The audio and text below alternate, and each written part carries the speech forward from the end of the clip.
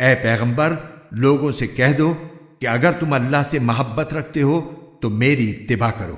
اللہ تم سے محبت کرے گا اور تمہاری خاطر تمہارے گناہ معاف کر دے گا، اور اللہ بہت معاف کرنے والا بڑا مہربان ہے۔ کہہ دو کہ اللہ اور رسول کی اطاعت کرو، پھر بھی اگر منہ موڑو گے تو اللہ کافروں کو پسند نہیں کرتا۔ اللہ نے آدم، نوح، ابراہیم کے خاندان اور عمران کے خاندان کو چن کر تمام جہانوں پر فضیلت دی تھی۔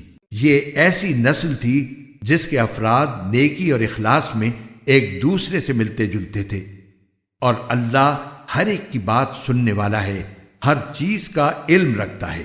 چنانچہ اللہ کے دعا سننے کا وہ واقعہ یاد کرو جب عمران کی بیوی نے کہا تھا کہ یا رب، میں نے نذر مانی ہے کہ میرے پیٹ میں جو بچہ ہے میں اسے ہر کام سے آزاد کر کے تیرے لیے وقف رکھوں گی، میری اس نذر کو قبول فرما، بے شک تو سننے والا ہے، ہر چیز کا علم رکھتا ہے۔